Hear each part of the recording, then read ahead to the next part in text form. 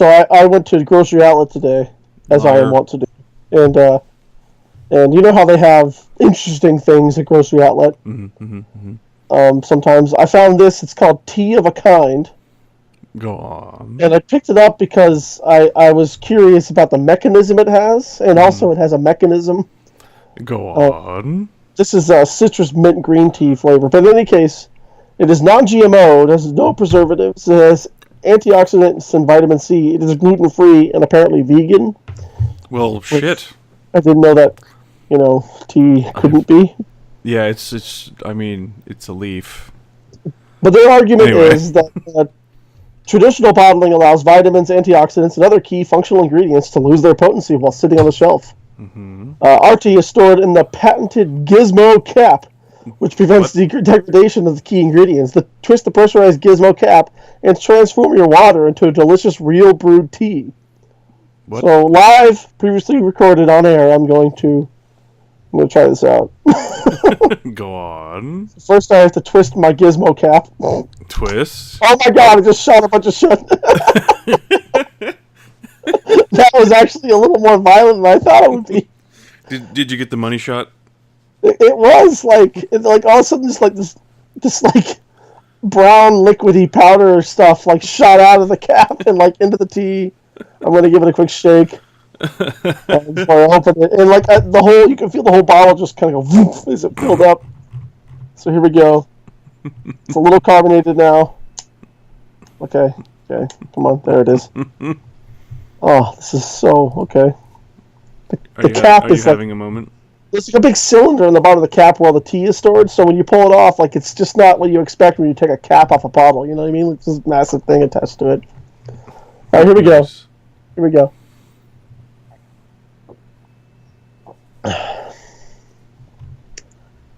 It's not bad. Nice. It's a little weird just because I just saw it happen in front of my eyes. It was actually a little aggressive. I wish it was a little colder, but I wanted to do this before the show. Wish it hadn't sprayed you in the face so much. I mean, honestly, I'm really glad that I would have a hard time figuring out how you would be able to take the cap off without letting it spray you in the face. You'd have to cut it out, I think. But come to think of it, you could just cut off the neck here and just spray people in the face randomly. Carry that with you while you're walking down a dark street one night. I'll be taking this to my next Antifa protest, tell you that.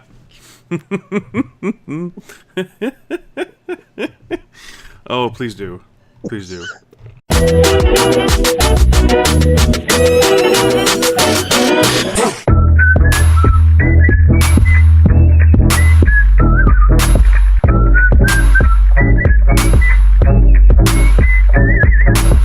Welcome, ladies and gentlemen. For those of you who missed Jeff's hilarious tea story, shame on you. Shame on you for skipping to the intro. Also, just rewind and Seriously, it was like a minute.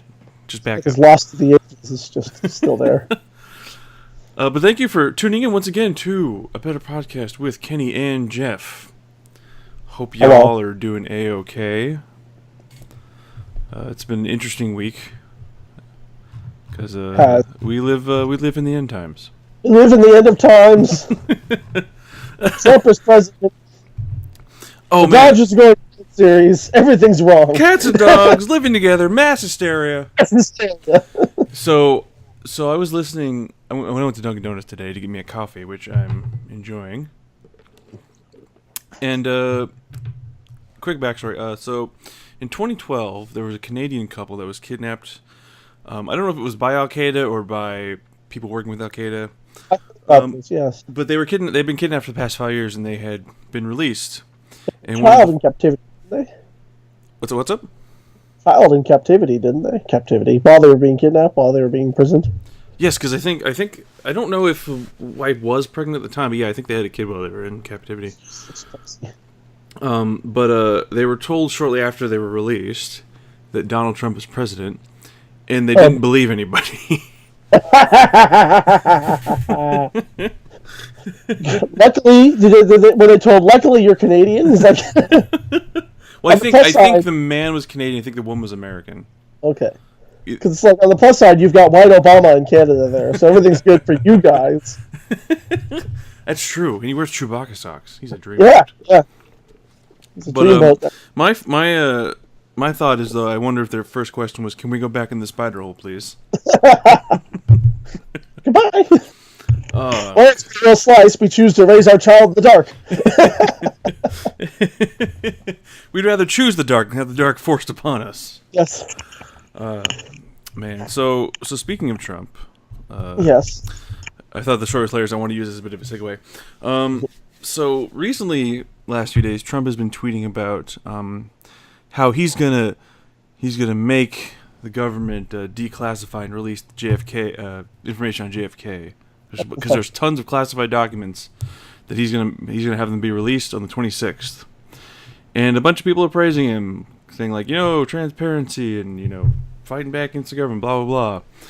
Not realizing that in 1992, Congress passed a law that said they had up until August 26th of 2017 to declassify and release the documents. It's gonna happen anyway. So this is just another case of him taking credit for shit he didn't do. Shit he had nothing to do with. God damn it! It just does this all the time. According to him, his latest tweet yesterday about this. Subject to the receipt of further information, I will be allowing, as president, the long blocked and classified JFK files to be opened. As president. Because, Reminder, I am president. We all know. Trust us, we did not forget. we're trying really hard. Oh, God. Making it very difficult. And, of course, Roger Stone was so excited about this. Because I think he, too, also either doesn't or won't realize that this was already a law way before Trump was president. Mm-hmm. Yeah, there's even a Wikipedia page article about it. President John F. Kennedy Assassination Records Collection Act of 1992. It's a public law passed effective October 26, 1992. And do we think it's going to be like, because presumably Trump knows, like that might be something that they could just tell him, when they have their sit down, like, hey, you just won the presidency. Here's a bunch of classified shit. The moon landing was fake. Aliens are real. That kind of thing. And JFK was shot by Magneto, apparently. Yes. Well, he wasn't shot by Magneto. Magneto was trying to deflect the bullet, and he fucked it up somehow. That's right, or something like that. Yeah. Or it could have been the comedian that shot JFK. That's true, from the grassy knoll. It depends on what comic book universe you're looking at. Or, according to this picture I found on 4chan, Elmo could have shot him. Fucking Elmo! I knew it! I knew it! I'm just so baffled by this shit. Like, I can't figure out what his game is and things like this. Like, okay, so you're declassifying information on JFK. That's great, I guess. I don't know, like, unless you're a conspiracy theorist, I think we have the official story at this point. Mm-hmm. I don't know what information I am curious what information they're declassifying, but that's what I'm saying. Like, if it is really that groundbreaking, do you think that Trump would have been able to contain himself on Twitter? Oh, hell no. He would have gone online like immediately, like, breaking news, guys, and just found out. He would have sent it to his son, who would have tweeted it all out. Yeah, JFK shot by Steve Bannon. We don't even know how.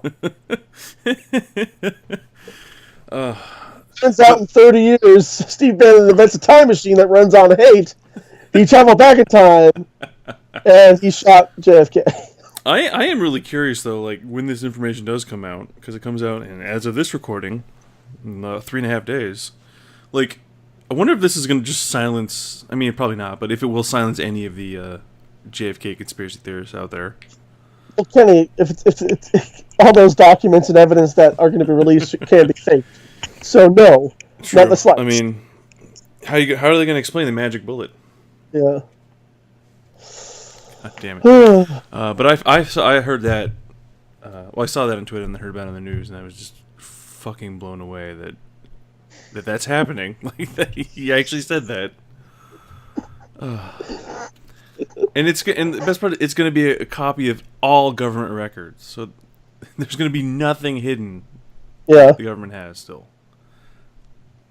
I'm just baffled that he did that. Like, I can't figure it out. Well, it's just obvious why he did it. He's just like, hey, this is a thing that I can take credit for. Awesome. This is gonna make me look really, really good.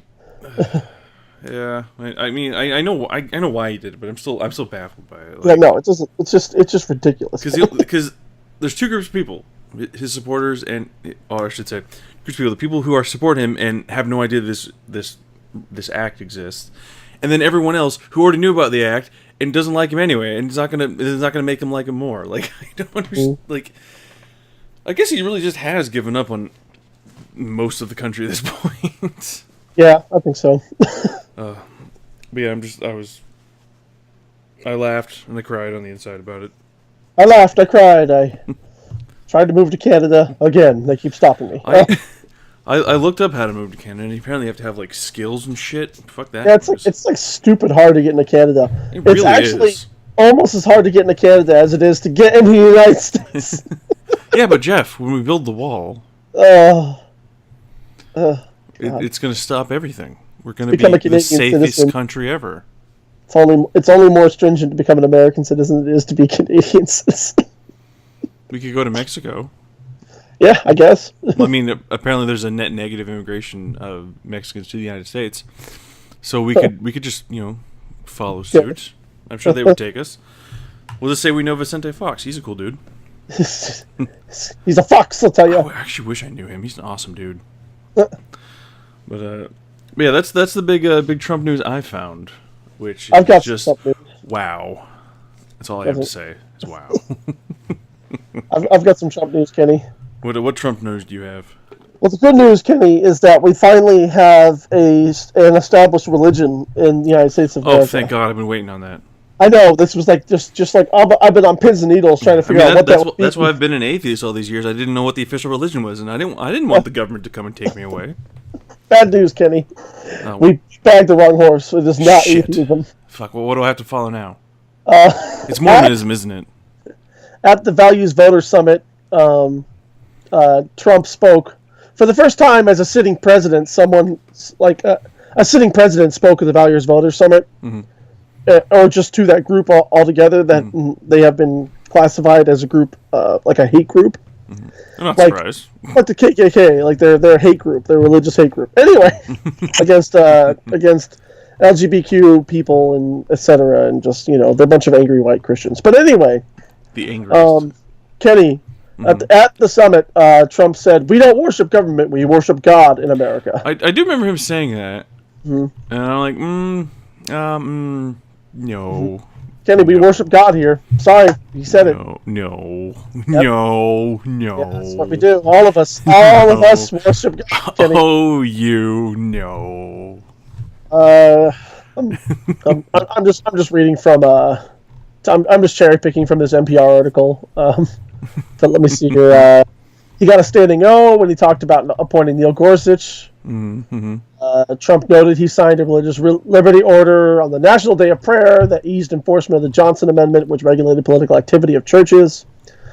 Basically, just doesn't allow that stops churches and other tax exempt religious and massive money things from giving money to politics. So that happened. Well, reasons. He got more applause. He reminded the crowd that last week he also weakened the contraception mandate on the Affordable Care Act. He said, "We are stopping cold the attacks on Judeo-Christian values," Trump said to applause. Yeah, he's got a point there. We've been attacking that in religion for decades. We've been going hard at that religion for a long time. They have so little power at this point. It's unbelievable. Sure. He referenced his announcement late Thursday night that he was ending payments for the Affordable Care Act subsidies for low-income Americans. Yep, and he did. He said his efforts to enact a healthcare overhaul, not helped thus far by having a GOP-controlled Congress, was a step-by-step process, and that the latest action was a big step. We're taking a different route than we hoped for because getting Congress, they forget what their pledges were, Trump said. So we're going a little different route. But you know what? In the end, it's going to be just as effective, and maybe it'll even be better. But really, in the end, it doesn't even matter. He criticized kneeling players in the NFL. Those sons of bitches. Trump suggested that many of the NFL players were kneeling because they don't know any better and don't know enough about the country's history and reverence for the flag, which Trump is an expert. He's saying we're saying Merry Christmas again, Kenny. Good news. Wait. Hold. Yep, we're saying Merry Christmas I again. have a question. Yes, go ahead. When did we stop? I don't think we ever did. It's just people who don't necessarily believe in God or Santa Claus, I guess. Like, Not everyone says Merry Christmas, and so they'll say, but they'll still like want to be like nice to people, and they don't want to presume what religion you are, so they'll just say Happy Holidays instead. yeah, I celebrate Christmas as do you. Yeah, And absolutely. like, if someone says Happy Holidays to me, I'm not gonna like be mad because I don't care enough. Yeah, but- why be mad? It's just someone went out of their way to wish you a good holiday. Like my thing is like, if you know the religion of the person, or you know what holidays to celebrate, then yeah, I would say you should say that holiday to them. But like, my thing is, I guarantee you, if you just say Merry Christmas to someone, they're not gonna care. They're really not gonna fucking care. Unless you're gonna have like just one of those folks who's just like, I'm Jewish, back off. I'm like, okay, Yeah, sorry. I mean, yeah, sure. In every religion, you're gonna have that one guy who's like, "That's not my holiday." Yeah, there's a whole bunch of them in this room that Trump was talking to. So, Yeah. but I guarantee you, the guy like, enjoy your next Ramadan. Boo! but it just, I don't get it. I really don't get it. I can't ever think of a time in all these years I've been on the planet that I've been mad when someone didn't say Merry Christmas to me. And I just can't figure out anger about it. Like, would you rather them guess that your religion be wrong and say like Happy Hanukkah, even though you worship Christmas, or would you rather them just try and be nice and say Happy Holidays so that everyone's included? Like, I don't get that. I mean, yeah, it doesn't hurt. Like, the idea is that it doesn't hurt any feelings. It doesn't cause. It's like it's too PC. Well, fuck you. If I like the person who says it's too PC, if I looked at it and said Happy Ramadan, which doesn't take place around Christmas, but like, run with me here, or I say Happy Hanukkah, they would get so they're fucking gonna be mad. fucking mad. So what? Should I just stick with Happy Holidays then, right? Yeah. Like, no, I'm just supposed to understand and guess that you're Christian, and like suddenly a very like hardcore one, and like Yeah, I don't mean to alarm you Christians out there who are upset at the aspect of someone saying Happy Holidays and say Merry Christmas. I don't know if you knew this. Now follow me here. Christmas is a holiday, and thereby saying Happy Holidays, I am, in so many words, wishing you a happy Christmas. if anything, I'm just saying, hey, enjoy your time off. Pretty much, yeah. Like, if you get it, like, hey, yeah, Happy Holidays. exactly. Like, enjoy your halls, as they would say in Britain. Like, how? Oh, you're going on halls. I wish we You're going went. You're going on holiday. Yeah, it's just, But in any case, so yeah, we're saying Merry Christmas again. if you really, really, really need someone to say Merry Christmas to you, just say to that person, "Well, I either say, hey, I celebrate Christmas. I prefer you say this," or just say Merry Christmas back to them. Yeah, no harm in that. Exactly. Do you really think they're gonna get mad at you if they say Happy Holidays to you and you say Merry Christmas back to them? You really think they're gonna get mad? I mean, I just I wouldn't, because I'm still going to have a Christmas. It's just going to be less about God and more about drinking, eating, and spending time with my family. you know the good God, drinking. the good stuff. Yes. Moving on, Kenny, because there's still more to cover. Trump also talked to the courage and resilience he saw when visiting victims of the recent deadly mass shooting in Las Vegas and while touring areas devastated by hurricanes in Texas and Florida, and knocked negative media coverage of his administration's response to the devastation in Puerto Rico. Hey, Puerto Rico knew what it signed up for. Kenny, this is more good news, Kenny. Oh, good news! I'm in. Are you ready? Hold on. Let me address myself. Okay, go. He said he was in contact with leaders in all ravaged areas, including the president of the Virgin Islands. Yep, yeah, he said that, and I can't fucking believe he said that. No, actually, I really can believe he said that. To note to our listeners, just in case you didn't know, the Virgin Islands is a U.S. territory. Trump is, in fact, the president of the Virgin Islands. You know what? The more I think about this, the less the less I think he's not technically lying. I really think he might have been on the phone with himself, just talking to himself, so he had someone who agreed with him. Yes. Holy, I just fucking, I can't, So, I can't fucking fathom this. I know. I'm skipping through a lot, actually. I know, there's so much to go through. He says, as long as we have pride in our country, confidence in our future, and faith in our God, then America will prevail. Gotta have that, Kenny. Gotta have that. You know, I'm gonna, It's gonna get worse, Kenny. gonna have to disagree with their Herr Trump. No. So Kellyanne Conway spoke after the president. Oh, good. She's fun. She was introduced as, quote, the woman who saved the world What? for helping defeat Democratic nominee Hillary Clinton. What? Mm-hmm. I don't. I'm taking my glasses off and I'm rubbing my eyes. That's how confused I am. Steve Bannon was there. Now this is where I get really upset. This is stuff that I get really upset about because I'm upset anywhere Steve Bannon is. Well, this is not even that. This is Steve Bannon. I just threw that out there. He was there. You know, of course he was. He was just. Oh yeah. Well, death lingers near all of us. So. He's like this. He's like the tooth fairy for hate and sadness. He's just gonna materialize there, like oh.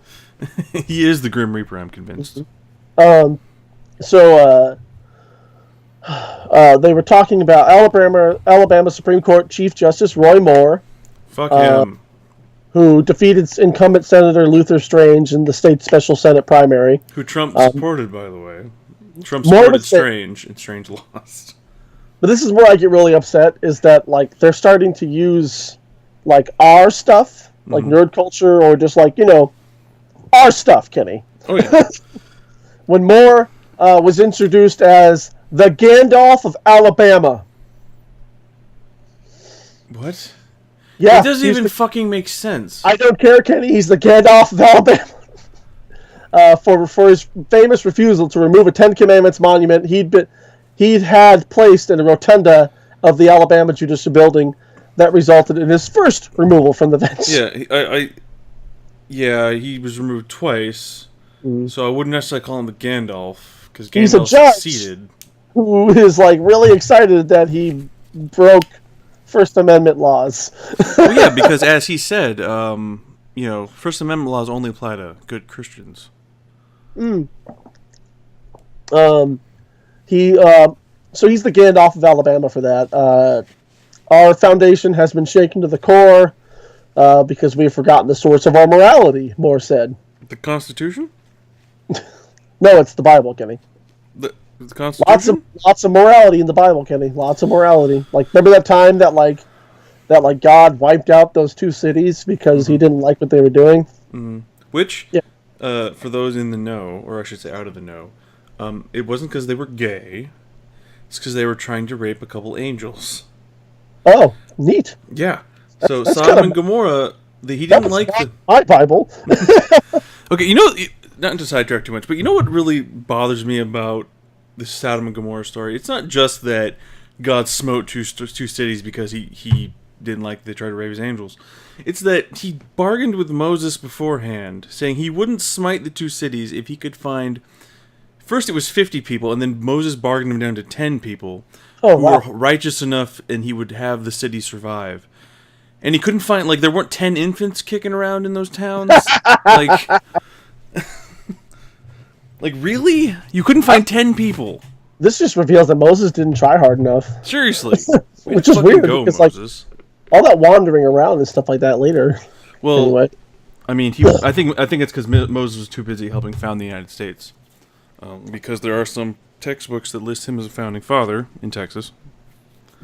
Not a joke. Not a joke. Mm. Yeah. Anyway. So, the Family Research Council president, Tony Perkins, wrote on the conservative website Breitbart recently, sort of centered around this, and he started saying things like, after 8 years of enduring the Obama administration's hostility toward everything from religious liberty to the unborn, values voters were eager to see President Trump accelerate the undoing of Obama's policies. Let's see here. Yes, I have to say I agree though. I personally suffered tremendously under Obama's tenure. I had access to health care. It was awful. It was terrible. I know. I had to use it and everything. Ugh. Let's see here. Just moving on. Apparently, 80% of white evangelicals cast their vote for Trump last November, according to exit polls. That's a higher percentage than supported George W. Bush and Senator John McCain and Mitt Romney and all of that. Bennett, the conservative commentator, acknowledged in his remarks that Trump may not always seem like the best match for the devout group. Quote, they say what about the tweets? What about the past? What about some of the profanities and the vulgarities? Bennett wondered. This is where I also get really mad. But he said values voters ultimately stand behind Trump not because of what he has done, but because of what they believe he can do for their cause. Quote, we are conscious of his history. We are conscious of his future.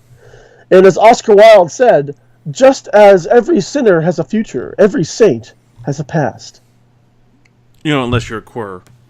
Yeah, because Oscar Wilde actually was probably gay. Really. I wouldn't say probably so much as real gay.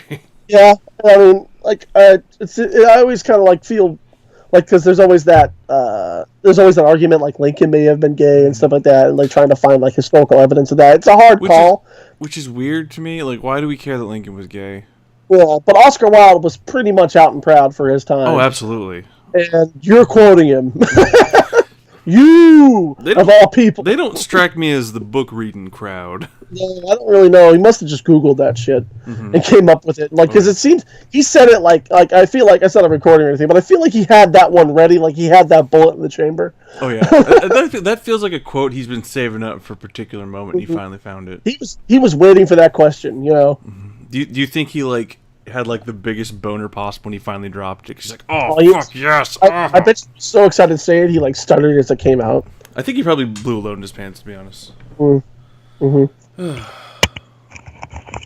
The thing that baffles me the most about evangelical voters that support Trump is they have to know he's not any kind of a Christian or a Catholic, because there's a couple of moments where he's attempting to quote the Bible and he can't even say the name of the book right, which sounds like a very small nitpick. But in these times that he said these things, he's trying to use it to promote how good of a Catholic or good of a Christian he is. You have to know how to pronounce the fucking chapter of your book. Was it one of the hard ones like Deuteronomy? No, it was 2 Corinthians, and then he gave the verse numbers. But he called it 2 Corinthians. That's not how you pronounce it. And I know it's a small nitpick, but it's something you would know if you read the Bible and were a Christian. Or raised Christian. Exactly. These are things that you would know how to properly say if you really were the faith that you promoted yourself to be. I really want to find a video of him saying Deuteronomy. Duty. You know the one I'm talking about. You know the one, the D one. with my D-man. Am I right, guys? Am I right? That's a tough one to say. Am I right? Yeah. Yeah, I'm just I'm so baffled by this. I'm so I understand you want your candidate to win. I get it. That's what everyone in every political party does. They want their candidate to win. But I can't imagine being so blindsided by someone, or not blindsided, but just so blinded to any other type of outcome. I just don't know. You have to have this person win. It's if the only reason why they like him is because he's doing all the stuff that they've always wanted politicians to do. It's maybe there's a reason why other politicians haven't ever done that before. You fuck mooks. It's awful what he's trying to do, and this new budget proposal, if it passes, will take 15 million people's healthcare away. Yeah, and that's to start with. I think the CBO said that by 2026, it's going to be something like 25 million people can lose their health care. Some obscure number, or not obscure, absurd number. It's why are these people paying taxes exactly if they don't get to have anything out of it? They don't get good bridges, roads, electrical power. But they got that military. clean water. They don't get nothing good. Nope, but got that military, Jeff. Got Protect that military. Protected them from outside influences. Like the thing that, like I support the military to the degree I feel I need to support them. I'm glad that we have a military, and that's about as far as my support for them goes. But it's like the thing is like that baffles me is like every year we're just giving more and more of our GDP to the military. Mm-hmm. And people try to use the argument like, oh, we can't have a weak military because if we have a weak military, they're going to take us down, blah blah blah. The only attack within how many like the only attack that I can even think of off the top of my head was 9/11 that happened on U.S. soil, and the military didn't do anything to help us with that. They did afterwards. Exactly, but as I'm saying, like people keep talking about like, oh, we need the military to defend ourselves. It's like in the one big moment, no one could do anything. So, so talking about like we need this huge military budget to protect us, like that defeats your argument right there. I'm so. I can't even, Jeff. I've gone full white girl. I can't even. I'm full 14-year-old girl. You can't. Can't even. What do I and an odd number have in common? We both literally can't even. Kenny, we should move on to more fun stuff. I know. Fun stuff, Kenny. I know. I will say there's a very odd part of me that does have fun talking about this shit. Because I'm just fascinated by politics at this point. Anyway, yes, let's move on to actual fun stuff. Did you want to talk about your fun stuff first, or you want me to talk about my fun stuff? I could talk about my fun stuff. Well, the only real fun thing I have is my conspiracy theory of the week. Okay. And I'm going to, in this moment right here, internet audience, Stephanie Mercer, I'm going to hopefully debut the theme song. What is real? Illuminati confirmed.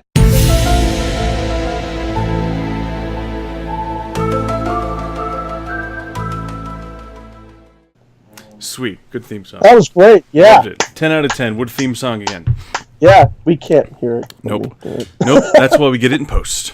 Yeah, post. Actually, before I go into that, I had a funny thing to talk about that Laura sent me. Oh, good. I guess she was driving down somewhere and she found a Taco Bell that put up a sign that said, "Need a job? Come talk about it." And it gave me a giggle. Oh, God. To which I asked her, "When did I write that sign?" And then she's like, "LOL, I don't know." Oh, I don't know. Did I get drunk and write that? It feels like I might have.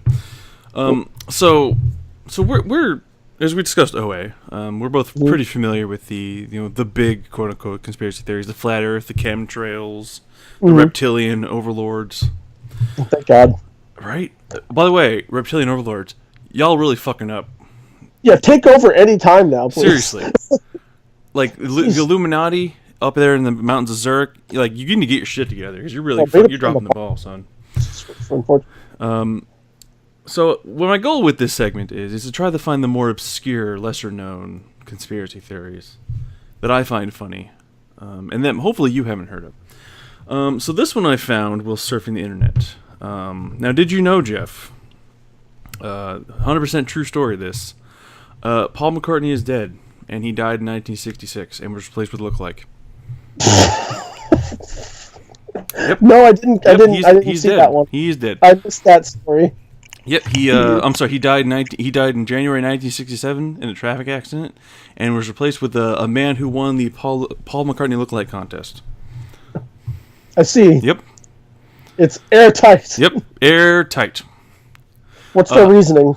Let's see. Like, for one, how did Paul McCartney die? Was it foul play? And two, like, why would someone go through the trouble of like making it seem like he wasn't dead?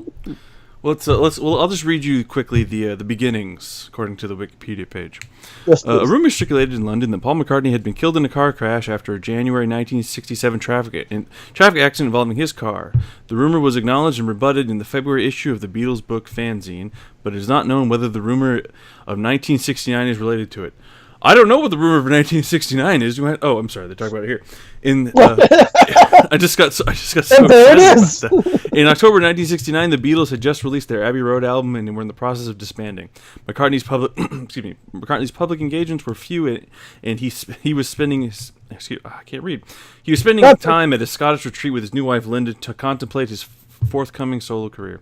On September 17th, 1969, Tim Harper, an editor at the student newspaper of Drake University in Iowa, the Drake Times-Delphic, specifically, published an article titled, "Is Beatle Paul McCartney Dead?" The article described a rumor that had been circulating on campus that Paul was dead. At that point, the rumor included numerous clues from recent Beatles albums, including a message interpreted as "Turn Me On, Dead Man," that is heard when Revolution 9 from the White Album is played backwards. In Wire reports published as early as October 11th, Beatles press officer Derek Taylor responded to the rumor saying, "Recently we've been getting a flood of inquiries asking about the reports that Paul is dead.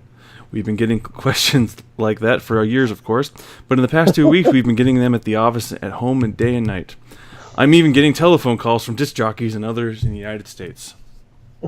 That's how it started. I don't know why.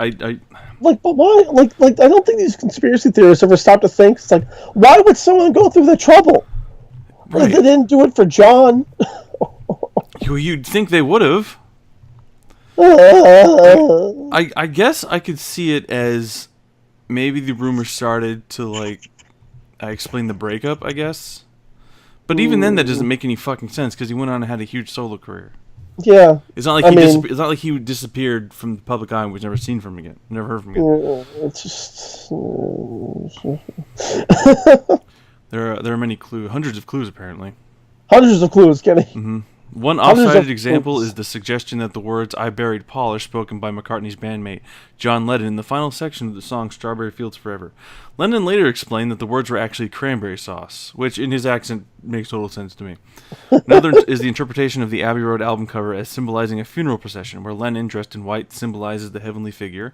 Ringo Starr, dressed in black, symbolizes the Undertaker. George Harrison, in denim, symbolizes the gravedigger, and McCartney, barefoot and out of step with the others, symbolizes the corpse. Sure. I see a lot of symbolism here. Symbolism. Well, perceived things. And the big response to this is I think it's one of Paul McCartney's albums. It's called "Paul is Live," as opposed to "Paul is Dead." Oh, and they did this is neat. In a cover of 1970 Batman comic, they made fun of this. It's a picture of the Beatles walking and Batman saying, "Here they come! One of them is dead, but which one?" But which and one? And Robin's holding an album that says "Dead Till Proven Alive," and he says the clue is on their album cover. I just don't understand people and their conspiracy stuff. Also, a rumor that Avril Lavigne died in 2003 and was replaced with a person named Melissa Vandella.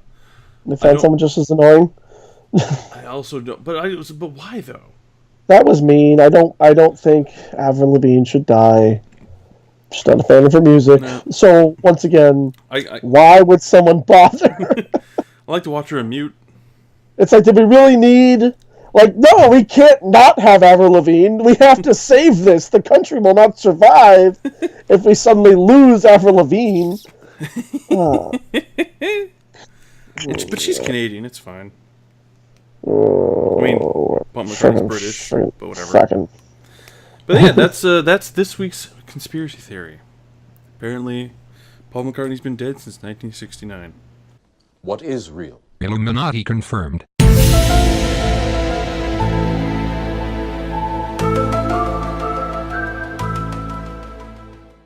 Man. I just don't know, Kenny. Oh man, that means this is upcoming is the 50th anniversary of his death. What do you want to do? I don't know. Probably the same thing I do every time that there's an anniversary of someone's death. Try to take over the world. Or nothing. I don't do anything. But yeah, I take it. Yeah. So that's the big happy news I had. Good. Good. So what happy news do you have, Jeff? Well, let's see here. Kenny, we missed it. That's the bad news. Oh, what did we miss? The good news is, though, that it happened. What happened? What did we miss? So apparently, on October 17th, streamed live on Twitch, but it wasn't really live. Is actually previously recorded. They were just going to show it on Twitch. Um, America and Japan, two companies. Excuse me. Wow, it's this green tea, I tell you. Are you drunk, Jeff? I don't know. I think I might be freaking out. You are freaking out, man. Man, these two companies, teams, organizations in America and Japan, respectively, a couple years back, challenged one another to a duel, a mega robot duel. Yes, I heard about this. Yes. So the U.S. team of engineers, Megabots Inc., challenged their Japanese rivals, Suidobashi Heavy Industry. I had that right earlier. To be streamed live on Twitch. Yes. Let's see here. So, Kenny, they had a fight. I don't know who won, but it's awesome. They have two giant robots that were piloted by a human pilot, like in the robot. The Megabots Eagle Prime versus Suidobashi's Karatas. Nice. The Eagle Prime is 16 feet tall, and Karatas is 13 feet tall. They've got limited mobility, so sort of like Rock'em Sock'em robots rather than like Pacific Rim. But come on, they weigh 12 tons, and one of them comes equipped with an 8-foot chainsaw. Nice. What do you want, Jeff? I have great news. What's that? Did we win? The U.S. won with the chainsaw.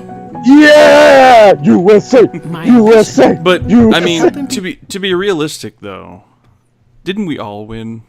Mm-hmm. I mean, really. There were clearly no losers here. I like how the Japanese Karatas looks like a Gundam. Like he looks like he's something from Gundam Wing. I will say apparently there was a first match. The U.S.'s Iron Glory went up against Kuratas and was defeated in one punch. Oh no! And then Eagle Prime fucked his shit up with a chainsaw.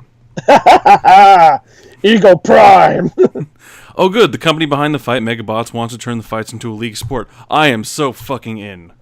Let's do it. That's all I really have. It's just that was an exciting thing for me. That's like so cool. Things getting worse. But like that, we still have that. Like you've heard about the? I think this might have actually been Kuratas, the robot they use.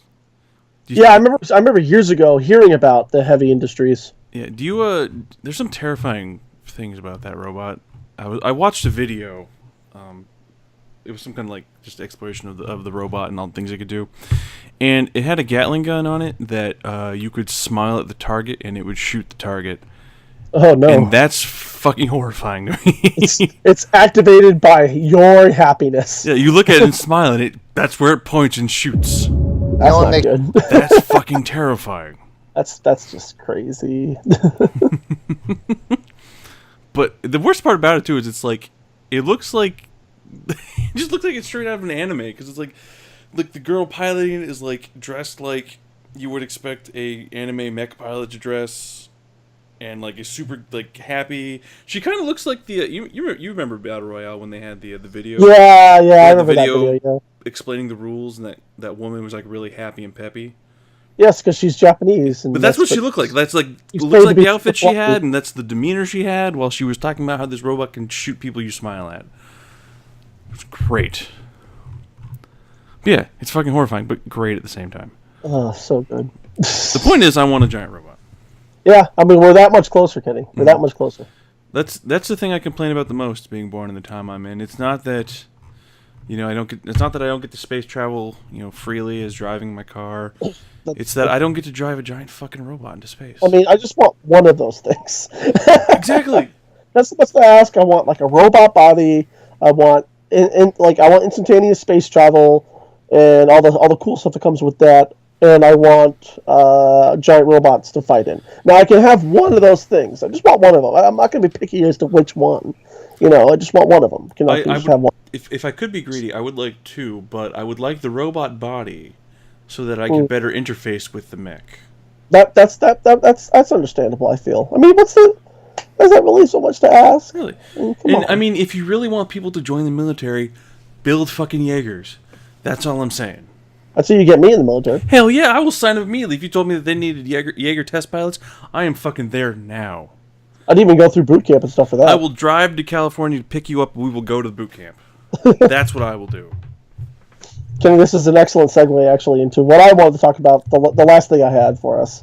See? It's fucking master at work. Yes. This got stuck in my craw recently. I was thinking about it. We were talking about it at work. And put things in your craw. Yes. Instead of working, we were talking about Disney movies and Mulan and stuff like that. And, oh, yeah, you were telling me about this. I'm really curious where you're going with I this. mentioned, I brought up, because you and I have a running joke, like, that movie taught us how to be a man, because the song is called I'll Make a Man Out of You, isn't it? You know? And with like, we've always thought there's like clear, explicit instructions on how to be a man, what it is to be a man, how to do it. I thought so. I mean, the lyrics are pretty self-explanatory, I thought. Yeah, I think so. But, like, I started thinking about the lyrics again, like, revisiting them from, like, a newer, fresher perspective. Like, I'm a little older now, maybe a little wiser. But, so here's my problem now. I feel like this song has, like, a stupid high standard. Go on. Like it just seems kind of. I'm going to read you some lyrics. This is from "I'll Make a Man Out of You," which I just found out before we recorded it was sung by Donny Osmond.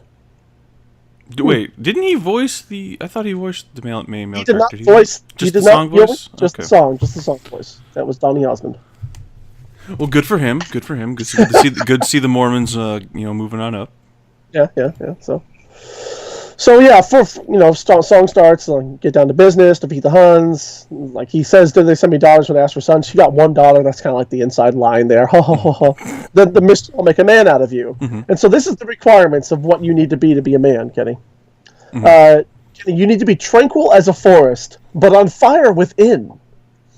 So I need to be a forest fire. I mean, it just seems like dichotomically opposed. It's like do I need to be like outwardly like carefree and like internally intense?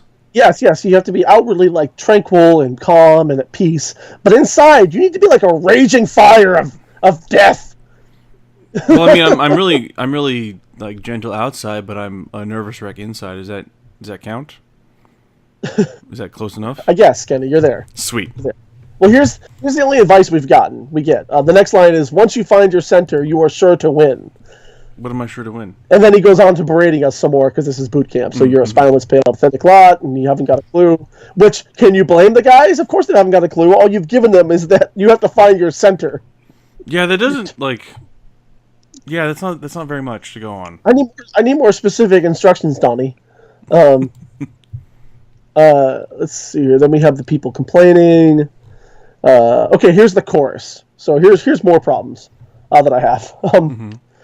Kenny, to be a man, you must be swift as a coursing river. Yes. That's pretty fast.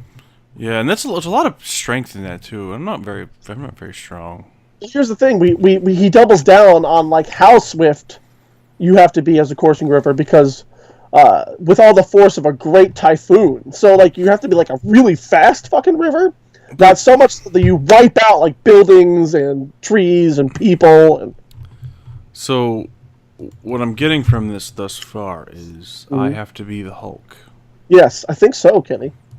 I think so. But I've yet to be exposed to gamma radiation. Actually, you've been exposed to gamma radiation a bunch. It just doesn't do what you think it does. What is playing when my hair is falling out? Oh, no. I think I should talk to someone. Yeah, I think so.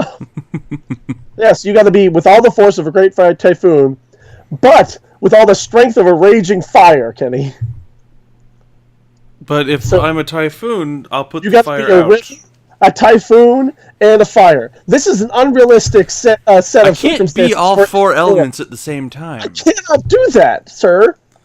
Donnie? Excuse me, Mr. Osmond. I have a bone to pick with you. I have so many questions for you. And then, of course, to top it all off, you have to be all those things, Kenny. At once? So you've got to be all those things at once. Can I... And all at the same time, to like cap it all off, Kenny, you have to be mysterious as the dark side of the moon. Yeah, but if you already know that I have a raging fire of passion inside me and I'm strong like a typhoon, there's not much left to know about me. Yeah, there's just like what does he do this time? I don't know. I think he just works out a lot. Like there's no Seriously, mystery. look how ripped that guy is. He's Yes, he's like, super swole. this incredible like. There's so many fucking questions. I mean, I've never thought about it. Like, cause like when we were younger, cause like when did this movie come out, Kenny? 98, I think. It's like how old were we in '98? About 10, 11. 10? 11. I'd say 11. I mean, like that's a pretty formative time for masculinity. Let's double check, make sure I'm right. Yep, 98. June 5th, 98.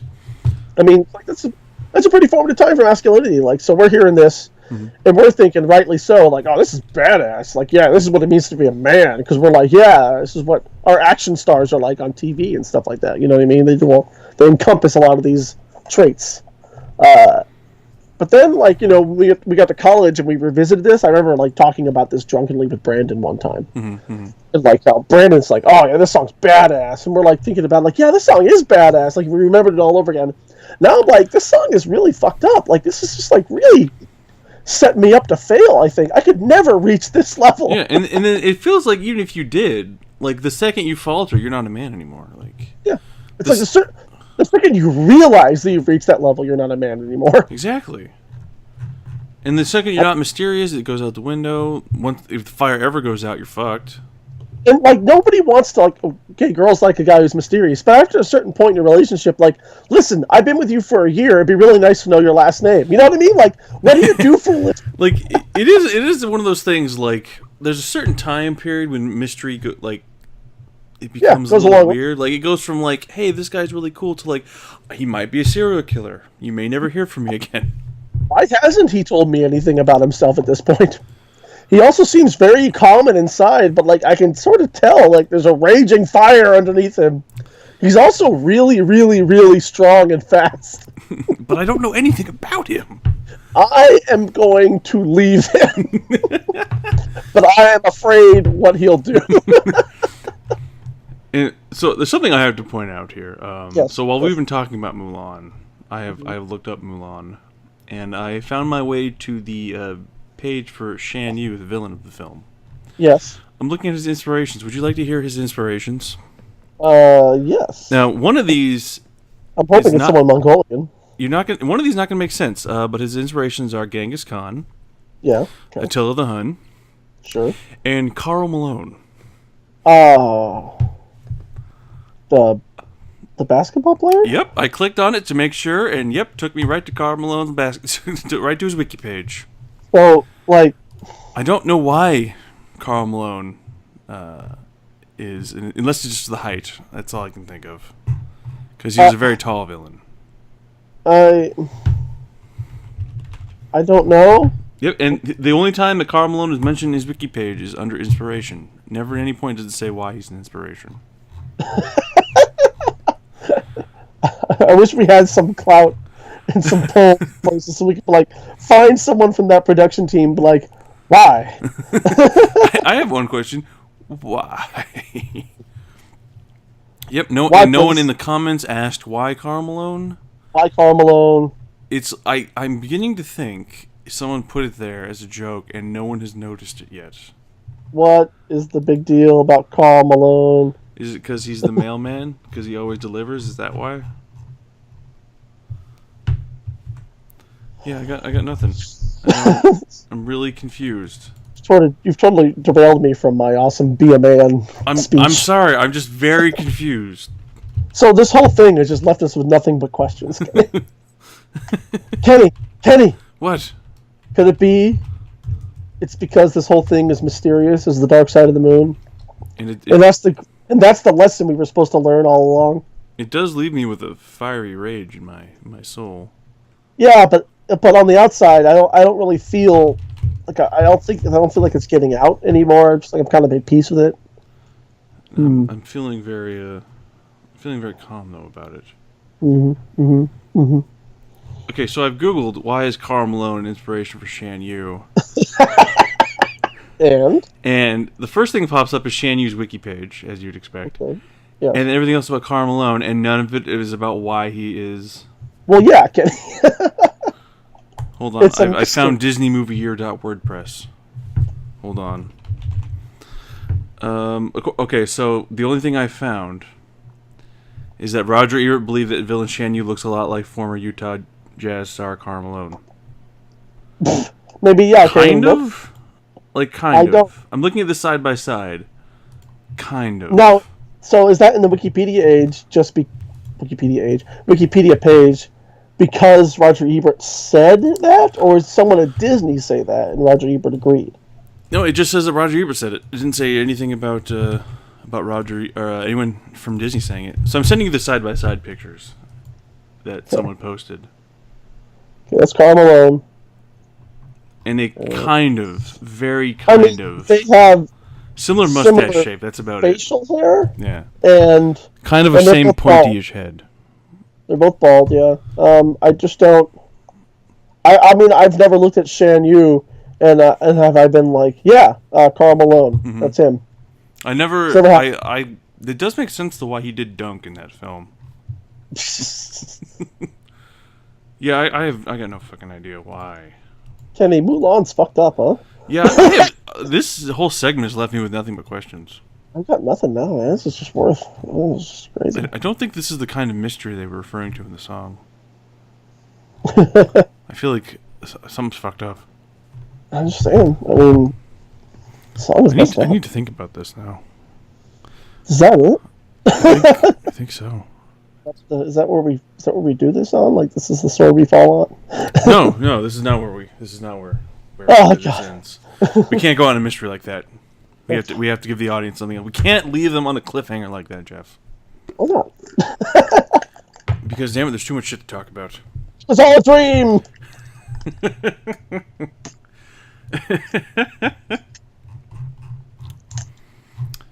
Well, I don't know. Is that where we want to leave them, Jeff? Is there more stuff you'd like to talk about? That's all I had, is what I'm saying. Like, I've got nothing left. Well, I have a couple more things we could talk about. I'm spent, so hit us. Well, sad news. Okay. Sad news. Visceral Games is no more. The what? Visceral Games is no more. Visceral Games is gone? Yep, EA is shutting down Visceral Games. Wow! I don't know why. I really don't know why. The thing I'm concerned about is that Visceral Games was developing a Star Wars title, and that is probably going to get scrapped. Well, Which means it's just the second Star Wars game that's going to get scrapped. It'll likely get picked up by one of the many other EA subsidiaries. I hope so, because I want another fucking Star Wars game, goddammit. To be fair, the last game that they developed was Battlefield Hardline, which was not a well-received Battlefield. But they did the Dead Space, which was great. Yeah, Dead Space was theirs.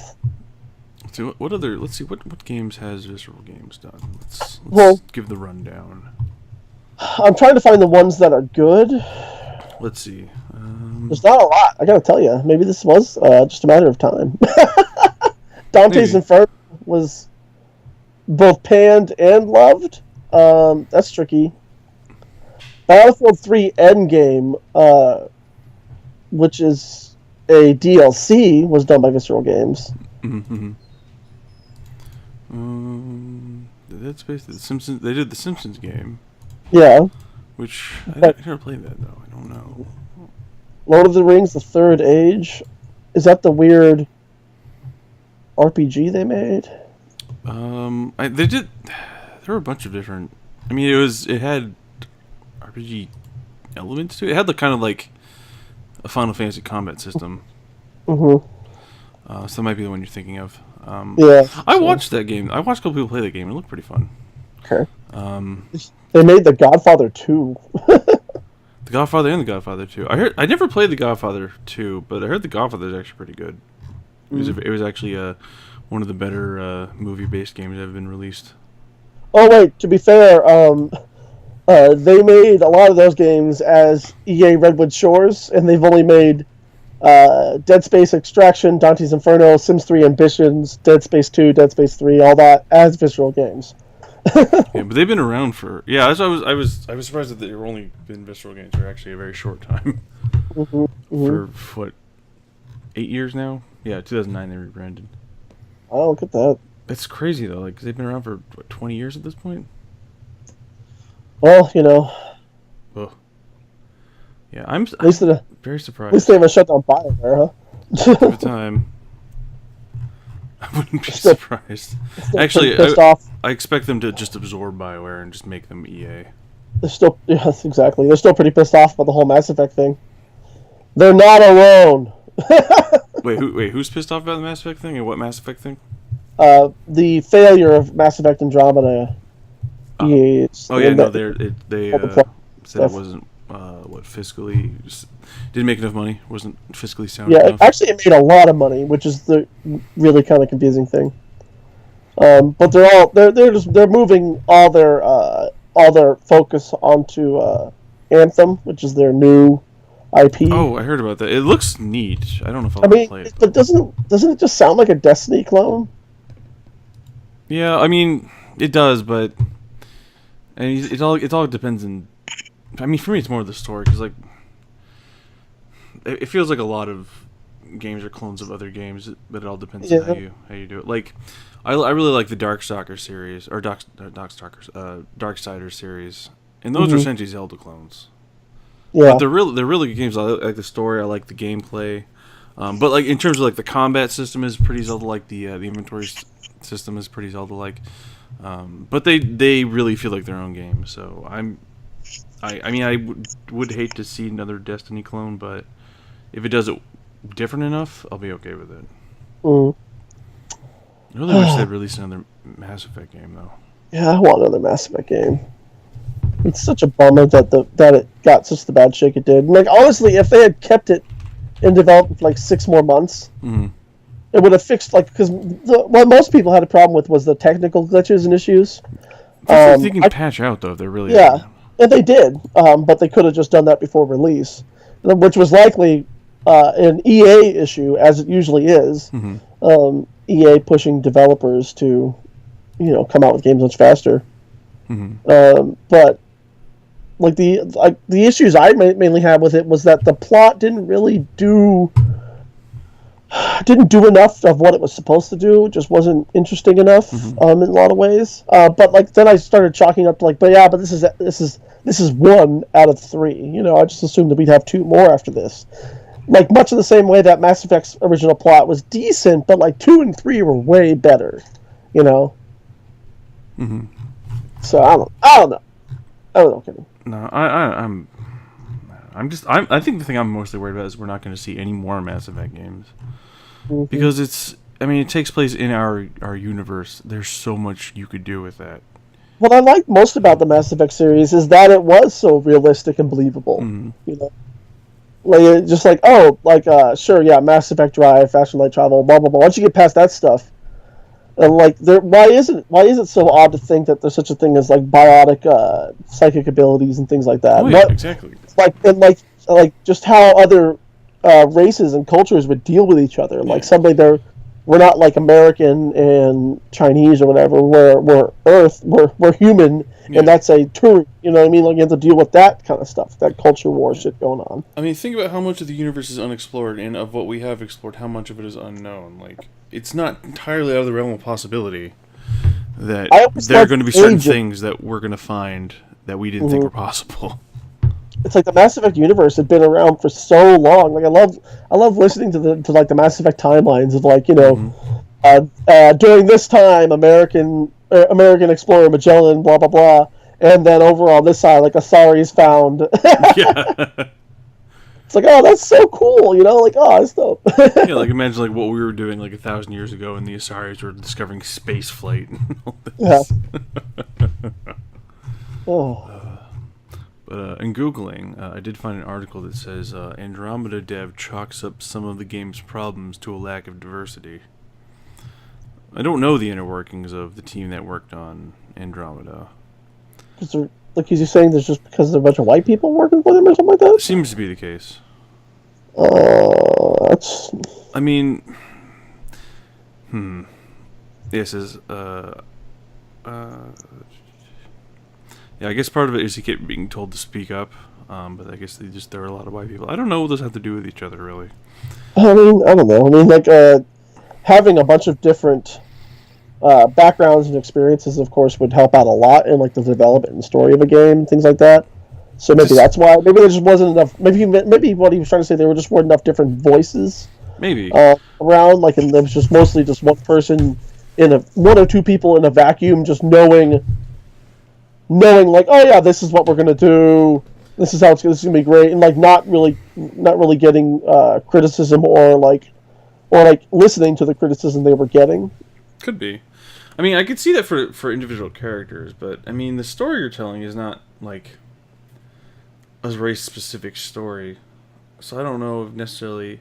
I mean, I should say I do support as much diversity as possible, but there's some cases where I don't necessarily think that more diversity is going to be better than less, and because I mean, with the story you're telling in this, like I said, it's not a race-specific story, so you're not really like.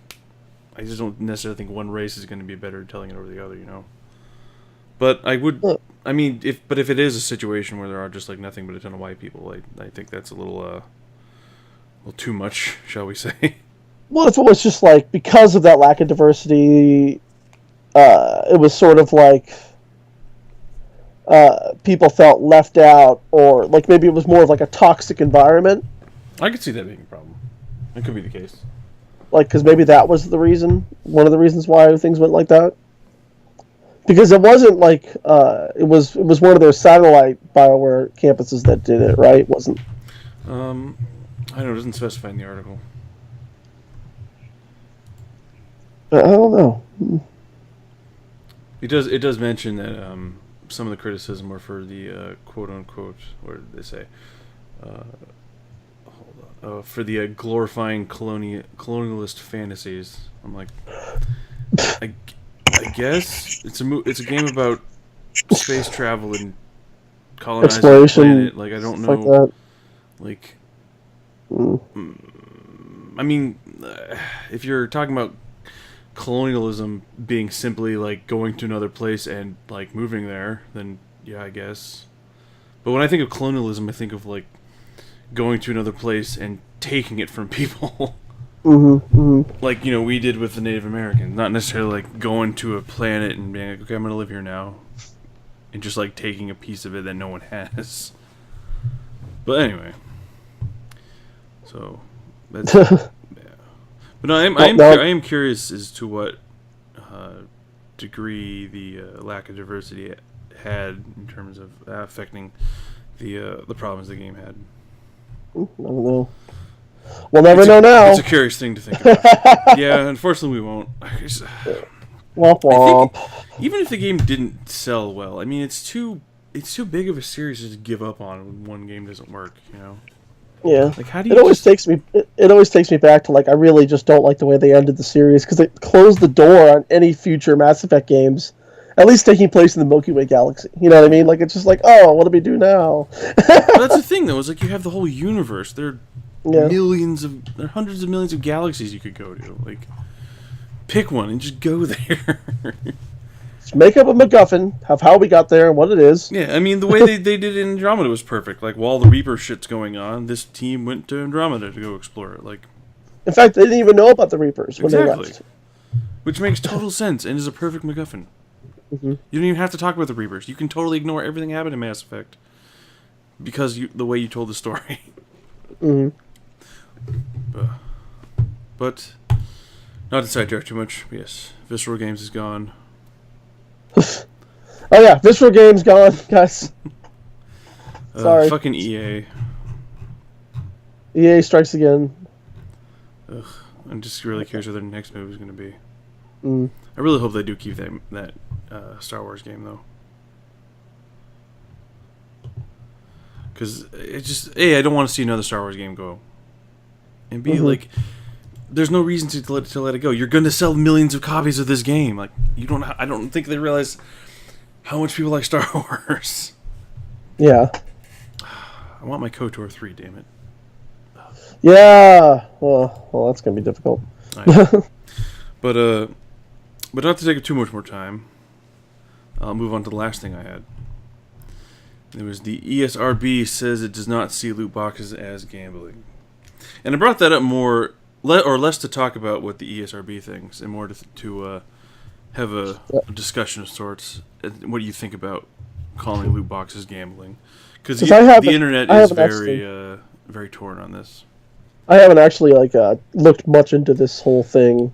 I mean, the basic thing is people think they should be called gambling because you're spending money to get items in game, and there's no guarantee of what you're going to get. Mm-hmm. You could get a ton of stuff you don't have. You could get everything you already have, and just have wasted your money. And then people are saying, well, and the ESRB is saying, that it's not gambling because you're still getting something, even if you already have all the stuff. You're still winning something. You're still getting something. Mm-hmm. So you're not really gambling because there's no chance that you're not getting anything. And a lot of people have gotten pretty heated about this. Most people I've seen say it is gambling. I mean, the big response from me is like, well, if we're going to call that gambling, then we have to call Loot Crate gambling because it's essentially the same thing. Yeah. You're spending money every month to get a box of stuff that you may not want. And if you don't want any of it, well, you just threw away, $25. Yeah, too bad. Like, I understand with Loot Crate, like, there's a monetary value you're guaranteed. It's what, like $40, I think, is the minimum. I can't recall anymore, but they do also include they're gonna get a shirt every time too. Yeah. But even with that though, it's like you may not get a shirt you want. You may not, you may get nothing you want. There's also the possibility you may get the big crate, so you're gambling for that too. So I mean, if you're gonna call loot boxes gambling, I feel like you have to call other things similar to it gambling, which would include something like Loot Crate. And I don't think those people are gonna want to call it Loot Crate gambling. Well, my biggest thing about it is that I just wish people wouldn't buy into this shit. Oh yeah. It's like if you're mad about it being gambling, don't buy the stupid thing because you realize you're spending actual money dollars for something that doesn't exist and something you don't need. Yeah. You're not going to need this. Like a lot of this stuff doesn't actually give you an edge over other gamers, and if you think it does, it's probably because you suck at the game. And I mean, and half the especially with stuff like CS:GO, which is like the big thing because of all the skin controversy. The shit you get with the skins, you can see those. No one else can see them. So the only thing you're doing is having something pretty for you to look at. And I would agree that to call it gambling if it was stuff in game that made you better or helped you out. But most of the time, it's just skins or it's like consumable items, like they give you like an experience boost for an hour sometimes. Yeah, or like you get a special weapon item use like for a limited time or something like that. Yeah, but it's nothing that you need to complete the game. It's nothing that helps you long term outside of like an hour maybe. And and especially things like the experience boost. It's like the only difference is okay, so you play a little less of the game because you got this experience boost. Like if your goal is to just get as far ahead as you can immediately, then why are you playing the game? So I think until there's a clear argument on the other side, I think I follow with the ESRB on this one. Like I said, I just really wish this was a non-issue. It's like stop spending money on this. Exactly. It's only what they want you to do. Exactly. Like vote with your wallet. That's the thing I keep hearing, and none of you seem to be doing it. Yeah, you all seem to be voting yes with your wallets. Yeah. And the thing that bugs me is like I keep hearing all these people saying like, oh well, the ESRB will say things like they'll have issues with like violence and nudity, but they won't touch loot boxes. It's like when they talk about things like violence and nudity in games, those are generally things that you come across in the game as you play it. Like, loot boxes are always an outside thing that are not part of the core gameplay. Like, I've never been in a game and the game's like, oh, hold on, there's a loot box section here for you. It's always like some other menu I have to go to get to it. Yeah, and on the subject of like having violence and sex in a video game, that's why the ESRB exists. Exactly. Like the same thing as like the movie rating system. And I have my problems with the movie rating system. A lot of films get the NC-17 rating of death when they don't deserve it because of something like sexuality and things of that. Oh yeah. But that's more about like it's got the same, like the ESRB has the same problems that the film rating system has, is that they're not consistent on their rulings. Exactly. It's too loosey-goosey, It's like, well, why is that more offensive than this, Exactly. Yeah, so I mean, if you're really going to argue that the ESRB needs to fix that, then there's other things it needs to fix first before it goes into loot boxes. And honestly, if like, let's be real, if the next like Grand Theft Auto game comes out and it's rated AO, do you really think they're going to see a drop in sales? Fuck no. Holy crap! No, I would buy that game. Like, why is it rated AO? What's going on? And I mean, like, do you think that the ESRB rating is going to help curb "quote unquote" gambling? No. Like, all you're going to do is have the people who want to gamble be able to more easily identify. Oh, hey, I can gamble here. Like, and there was another YouTuber I was watching who was talking about this, and he's talking about like people are comparing it to like things like Magic the Gathering cards and Pokemon cards. Like when you buy that package, you have no idea what you're getting. Mm. And he's saying like, yeah, but like then I can go to like my local card shop and buy that single card or go to like a show. I'm like, yeah, but it starts off as random somewhere. Yeah. It may not be random for you in that moment, but someone had to buy it and it was random at the time they bought it. I just don't buy it as gambling, because to me gambling is you spend money in order for the chance of getting more money back. Yeah. That's what, like, cash monies. That's what gambling is to me. You're gambling you're spending money in order to increase your profit. You're not spending any money to get items. It's like, well, yeah, you're just buying stuff. You don't know what you're getting. Is what you're doing. Yeah, that's not gambling. That's just really just bad consumering. It's the same thing as going somewhere and buying a mystery box. Yeah, exactly. I mean, for that same reason, that is why DraftKings is gambling. Yes, despite what they want to tell you, it's gambling. That is gambling. Yeah. But I think the biggest issue I had with what I was watching this guy Boogie2988. I don't know if you're familiar with him. But he put out a video about why he thinks it's gambling, and he was talking about like the feeling people sometimes get with loot boxes and stuff. He's like, I'll open up a package, and like opening that package, I get like this high of like, oh man. I'm like, sounds like you have a fucking gambling problem. You might want to go talk to someone about that. Yeah, it sounds like maybe you've got like an issue where you're buying things in order to fill some other hole in your life. Which is weird because the dude has a pretty sweet life from what I see. I mean, also, I know it's the internet, but still. I have another theory that to explain what he was feeling. It's called excitement. Mm-hmm. Sir, yep. You were excited. Like, I guarantee you have a similar feeling when you open like a video game that you just bought because you're excited to play it. When you get a Christmas gift. Yeah, Jeff, you heard it here first. Christmas gifts are gambling. Yes, I knew it. Yep. Cracked it. You cracked it. Because who knows? I don't know what I'm getting. I could like it. I could hate it. But it's Kenny, a gamble. high five. High five. Whew. Man, I'm so glad we nailed that one. Oh yeah. Take that, values conference. Fucking gamblers. Gambling is against the law too in the Bible, Kenny. By the way, can't do that. Yeah. And plus, like, I mean, to be real, the way that most of these, as far as I know, all of them do it, is that you aren't spending money directly on the product. You're spending money on in-game currency, which you're using to get the product. I mean, there's technically a middleman. Very rarely is that in-game currency like able to spit back out into actual money. Yeah, in most like, because I know like games like Guild Wars 2, like you can use in-game money or real money to buy in-game currency. Because there's two types, there's gold and gems, and you can use one to get the other, and vice versa. But you can't use that money to get back real money. Mm-hmm. So yeah, so I think for me, it's the big argument is like, unless you can find me a loot box that gives you nothing when you buy it, I'm not going to see this as gambling. Yeah, I just don't know. I just don't think it. Like I said, gambling is when you get money back or don't. Like, or you lose. Yeah, it's when you have the opportunity to have no kind of outcome and not like, even if you get stuff you already have, you still got stuff. Like, I don't know. Well, Kenny, what do you think? I think we just solved it. I think we did. How do you feel? I feel good. I feel like we accomplished a lot. I feel like we covered a lot of ground today, that's for certain. Mm-hmm. I feel like this debate that everyone's having, I think we solved it in a good few minutes. Yep. Nailed it. Yep. Nailed it. 10 out of 10. You're welcome, everybody, by the way. Mm-hmm. I think this person sums it up best. What we tried to say in about 10, 15 minutes. The key word is wagering. When you buy loot boxes to receive goods, even if chance is involved, when you wager, you could lose money and get nothing, win money, etc. Mm-hmm. That's it. You're not wagering anything when you're buying a loot box because you're still getting an item. But on that note, thank you everybody for tuning in to your favorite podcast. I know it. You know it. Everyone knows it. It's your favorite podcast. That's right. Yep. That's right.